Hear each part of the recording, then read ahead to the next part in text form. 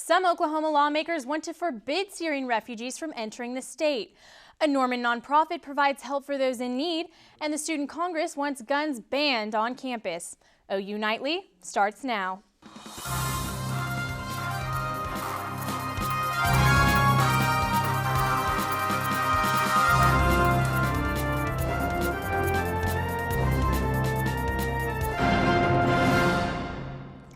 It's already the policy of the University of Oklahoma. Guns are not allowed on campus. That's right, Amy. But last night, the Undergraduate Congress passed a resolution asking the university to publicly support a state law to ensure guns stay out of the classrooms.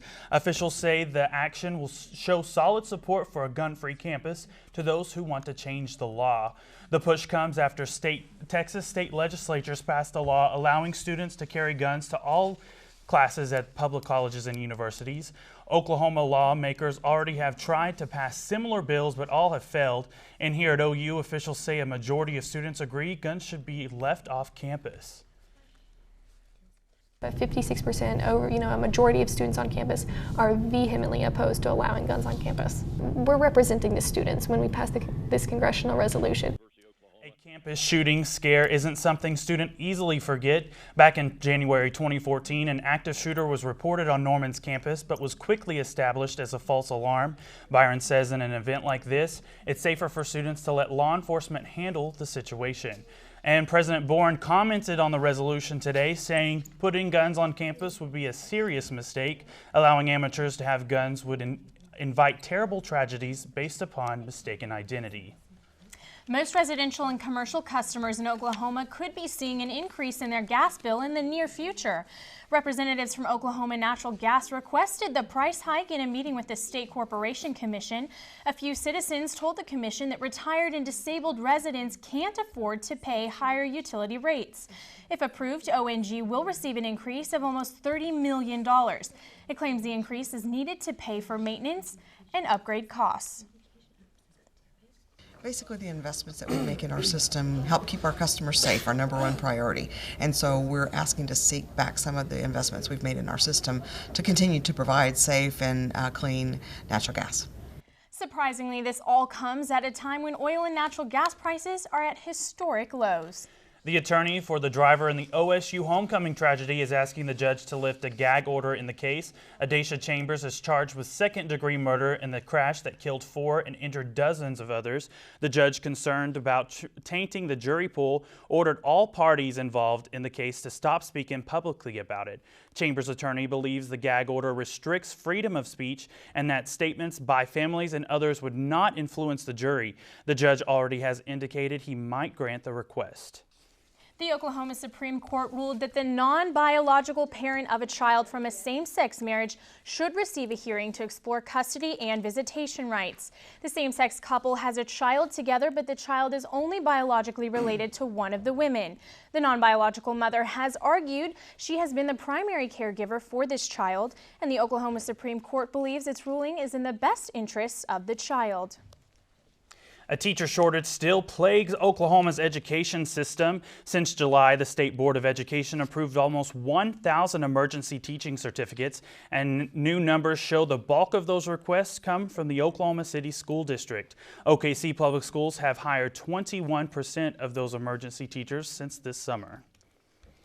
Now, it's been windy and it's getting chilly, has. But especially windy. Braden, what's it looking like outside right now? Yeah, the same front that brought us the tornadoes a couple of days ago on Monday, really is still affecting our winds here in the Sooner State today. Southwest at 15 to 20 miles per hour. Currently gusting to 35 today, 66 degrees under sunny skies right now. An update on those tornadoes yesterday. We have a couple more viewer pictures from the Texas Panhandle. These tornadoes that ended up impacting northwestern Oklahoma and the Oklahoma Panhandle. Thank you, Brittany Newman, for this photo out of the Texas Panhandle, and Austin King for this wedge in Pampa, Texas, were ruled as EF3s in Beaver County and Harper County today. That means winds were in excess of 150 miles per hour, up to 165. Trees snapped. A few less well-constructed buildings also damaged or completely destroyed. So just a little more information for you on those storms on Monday. But coming up next in Maine weather, we have cooler weather ahead that really will impact our game day, and also have 7-day forecasts as well. But for now, back to you at the desk. Thanks, Braden. Two Oklahoma lawmakers want Governor Mary Fallin to deny Syrian refugees access to the state. The two Republicans want Oklahoma to join dozens of other states that want to close their borders to the refugees. Legal scholars generally agree that governors have no such power. Refugees are granted entry to the U.S. by the federal government, and like anyone legally residing in our country, they are free to live wherever they choose. OU Nightly's Tyler Jones joins us now in the News Center with more on the refugee situation here in the States. Tyler? Thanks, Dylan. States with concerns about Syrian refugees expressed their concern directly to the Obama administration. The conference call between governors of at least 30 states and the White House took place Tuesday night. Terror concerns weigh in on the governors' minds, causing them to want to turn away the refugees. Homeland Security reassured them that the government is vetting the Syrian refugees to the fullest extent. ISIS is showing the world the device it claims was used last month to bring down the Russian jet. The group released a picture of a soda can with a wire and what looks to be a switch. The Russian government is offering a $50 million reward for information on who brought down the jet. The raid came right on time in Saint-Denis, France. French police say they surprised suspects who were about to embark on some sort of operation. In the raid, police detained 8 people and killed 2 suspected terrorists. Authorities are working to see if either of the 2 killed were related to the ringleader of the Paris attacks on Friday. And that's what's happening around the world. Now back to you in the studio. Thanks, Tyler. The Toys for Tots annual Christmas drive kicks into gear tomorrow. OU's Gaylord Hall as well as Hertz Donuts on Campus Corner are among the drop-off spots on campus. The 24-hour toy drive benefiting runs from 7 a.m. tomorrow through 7 o'clock Friday morning.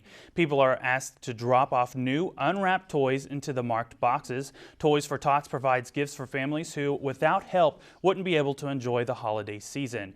Gaylord's Toys for Tots donation effort is sponsored by our sister operation radio station, KXOU. For the last 45 years, the Cleveland County Christmas Store has been helping low-income families.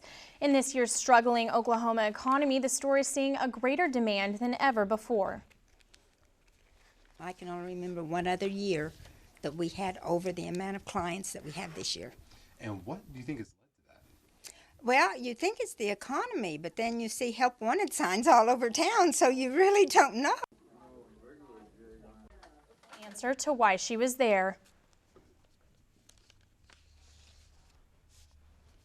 This year. What do you plan on getting while you're here? Just things for my kids. If you would like to donate or volunteer, you can log on to christmas-store.org. We'll still ahead on OU Nightly. One internet giant Black Friday is beginning earlier than ever before. That's right, Dylan. And in Tech Talk, we'll show you how the Paris terrorists might have evaded early detection.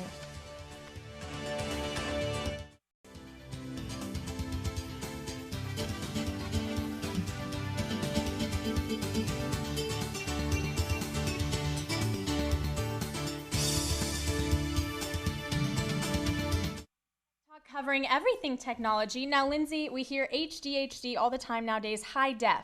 But we're hearing about this Ultra HD. Is it really better? Well, Amy, it depends really how much you want to spend. If you get a new Ultra HD TV for Christmas this year, you might see your power bill go up.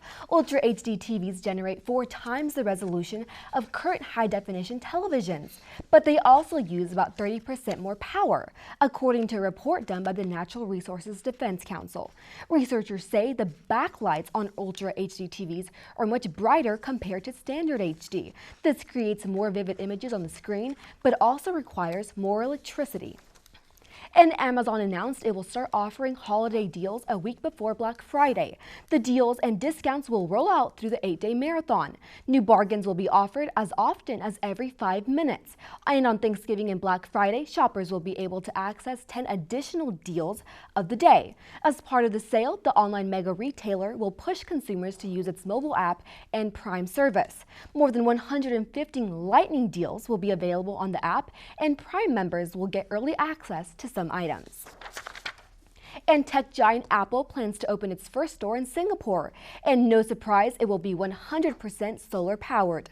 A company named Sunseap Group entered into an agreement to provide solar power to all of Apple's Singapore operations starting in January. Apple's power flow will rely on solar systems atop more than 800 buildings in that city. And the Paris terrorist attacks required planning and precise communication. But French authorities said they intercepted no communications between the Paris attackers before the initial attack. OU Nightly's Hunter McKee shows us communication apps designed to evade police detection. The Paris attacks were a shock to the French people and French security officials. Before the attacks, authorities revealed they had intercepted no terrorist communications. But an attack this complex, according to terrorism experts, would require precise communication. So we know they have the capability to do this. They just demonstrated it. We also know they have the intention to keep doing it. They just demonstrated it. So now we have a worthy enemy. Telegram is one of those troubling apps. This is how Telegram works. I send my message, I type in the message, then select the time key, where I select how quickly I want the message to self-destruct when it reaches its destination. We don't have the ability to break strong encryption, and so if they move to the mobile messaging app, we're going to lose them, so that's a huge worry. These encryption apps, according to Robinson, will be difficult to crack. This is not some small fry. This is a worthy enemy who's determined, who embraces death, not life. If we learned anything, it's that in this cat and mouse game of terrorism and counterterrorism, the terrorists have an advantage for now. Hunter McKee, OU Nightly. Guys, it's crazy, all the apps that we have nowadays and the different things they can do. Absolutely. Yeah, from banking to parking. Yeah, we even have storm watching and weather apps. It's just ridiculous. Now, Braden, we going to be needing any of those weather or storm watching apps this week? Storm watching apps, no, but wind or watching apps for wind, yeah. It was nice today, pretty windy today. Temperatures in the 60s across the board, but a cold front coming through this weekend will really cool us down. I'll tell you what you can expect next. Pretty windy day today. Welcome back to OU Nightly. I'm Braden Long with your weather, taking a look live outside, clear skies of the OU campus, looking at the Bizzell Library. Winds in excess of 15-20 miles per hour, gusting to 35, really hit us today, but it will calm on down going into tonight and tomorrow hours. We have a weak cold front going through the state today. We'll have a stronger one coming through this weekend. That'll leave us cool and dry for the week, but heading into the weekend and into our game day, it'll be pretty cold and pretty windy as well for our OU matchup against TCU. But right now, looking at our low temperatures tonight, here's the freezing line going up from northwestern Oklahoma, 32 in Woodward, cooler off to the west. 36 here in Oklahoma City for our low, 38 in Lawton. It'll be just as chilly as you have the door in the morning, 37 at 7 a.m., warming on up nicely to 58 degrees by 4 p.m. Winds a little bit calmer today, 5 to 10 miles per hour, or tomorrow, 5 to 10 miles per hour out of the southeast. Highs tomorrow across the state, 50s really across the board, a little bit warmer in Ardmore down at 60 degrees. Now our next system coming through will really impact us Friday. We have this area of low pressure up here in Nebraska bringing some warm westerly, southwesterly winds. But going on into Friday night and into Saturday, we'll have another cold front coming through. Most cold fronts, at least to this time of the year, come from the Pacific Ocean, a little bit warmer conditions. This will be our first Canadian cold front, bringing really cold air out of the north. We have this low pressure system right here going to go on and move on off to the east and push the other one out, bringing really strong northerly winds for Saturday morning, continuing on into the game day as well, 15-20 miles per hour, and really cold temperatures as we go on throughout the day on Saturday as well. 42 degrees by tailgate around 4:30. Kickoff 7 p.m. 40 degrees. Northerly winds 15 to 20. Those wind chills will dip into the 20s by the time the third and fourth quarter go around and your second half wraps up. 36 degrees. It's going to be cold. It's going to be our first coldest system of the year so far, of this winter, the fall and winter so far, and just be prepared for it. 61 on Friday, 46 for your high on Saturday, 49 on Sunday. We'll warm up a little bit into next week. It's going to be pleasant after that, clear skies, but especially for OU TCU, you don't need a jacket, you need a coat. Yeah, maybe we'll be cheering enough to keep us warm that whole day. Hopefully. It looks like it's just getting chilly for the weekend. We're definitely going to have to bundle up for that game. We've been above average, and now we're going to go way below it for a little while. So I don't think any Sooners will be complaining too much of the cold. I think we're looking forward to this weekend for sure. Definitely. Well, thanks, Braden. Haley Huey is here to look at Sooner sports. Haley, OU is finally moving up in those rankings. Yes, they are, Dylan, and the college football rankings were released last night. We'll show you exactly where the Sooners are ranked, and OU men's basketball began their season on a high note. Sports is straight ahead. Welcome back. This is OU Nightly Sports. I'm Haley Huey. The number 8 OU men's basketball team beat out Memphis 84-78 in their season opener on the road last night. This is OU's first victory over Memphis in 7 tries. Buddy Hield had an explosive game, scoring 30 points, including 4 free throws in the final 4 seconds, as well as 8 rebounds. Guard Jordan Woodard helped seal the Sooners' win with the three-pointer with 38 seconds, bringing the game to 80-76. Woodard also had 15 points on the day with 9 rebounds and 7 assists. OU heads back to Norman on Friday to take on McNeese State. After coming off an incredible win over Baylor, the Sooners are prepping to take on TCU Saturday. The OU defense is preparing to go up against the Horned Frogs, who are ranked 3rd nationally in total offense. However, Trayvon Boykin isn't fully healthy after hurting his ankle against Kansas. And OU cornerback Jordan Thomas had no issue covering Corey Coleman last Saturday. The defense is looking to have another successful game this weekend and don't want to overlook TCU. They've shown on film. They changed a little bit with the new quarterbacks that came in, but you know, overall, it's basically what they do. Same. It feels like we're about to play Baylor all over again, because TCU can surely come in here and kill all our hopes and have us back just wishing we was doing things. So we got to treat TCU as if they're the number 1 team in the country, because at one point in time they were the number 1 team in the country, and they still have all those great players. So. And OU moved up 5 spots on the college football playoff rankings this week from 12 to 7. Nothing changed in the top from last week, with Clemson still at 1, Alabama at 2, Ohio State at 3, then Notre Dame taking the final spot. The Big 12 still hasn't cracked the top 5, with OSU sitting at 6, Baylor down 4 to 10, and TCU at 18. But the Sooners are hoping their recent stretch will put them in the Final 4. Done all we can to play well and to put ourselves in a position to be one of the teams in the top 4. But you know, we've got to win this week, and I think if we can continue to play well and if we can win this week, that'll be recognized as well. See, we're playing very well right now on both sides of the ball. We should, keep playing like that. Obviously, got 2 tough games ahead of us, 2 good teams. If we keep playing like we are, there's no reason we shouldn't be considered for it. The way we've been playing, I don't see why not. The OKC Thunder are back at home tonight, taking on Western Conference rival New Orleans Pelicans. Coming off 2 back-to-back losses, the Thunder hope to break the streak without Kevin Durant. Even with Russell Westbrook averaging 26 points per game, it still isn't helping secure wins for the Thunder. Tip-off is at 7 p.m. And number 2, Kentucky won 74-76 over 5th-ranked Duke last night. And the best play of the game came from senior forward Alec Pothras, who had an incredible dunk, but look a little closer. He ends up snagging his tooth on the net. It looks extremely painful. I'm glad that wasn't me. Yeah, that makes my teeth hurt. Yes. Looking at that. And he just went on playing. Great. That makes for a unique story, though. Most people just chip their tooth eating something, and he's playing in the NBA. Dang. Well, thanks, Haley. Still to come on OU Nightly, get your lightsabers ready, Jedis. It will be a fight to get these collectibles.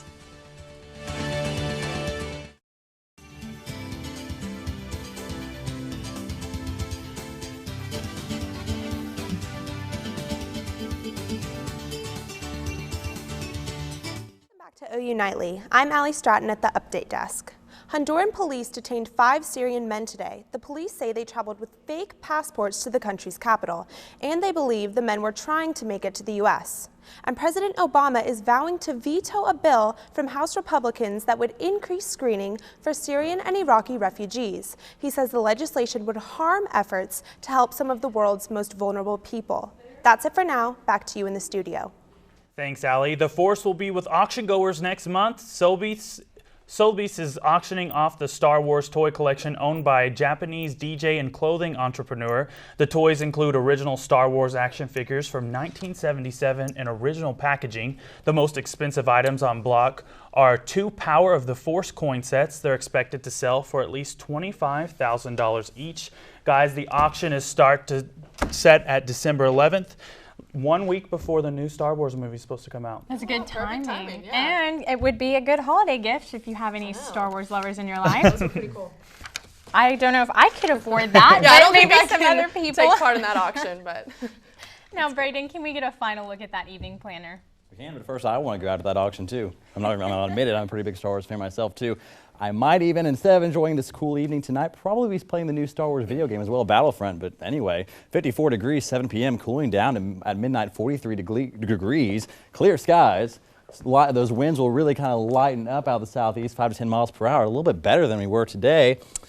But remember, get ready for that cold. Like I said, it's not jacket weather, it's coat weather. Yeah, the game's going to be freezing. We are ready for the game. Yes. Well, thank you, and thanks for watching OU Nightly. We'll see you live tomorrow at 4:30. Have a good night. Good night.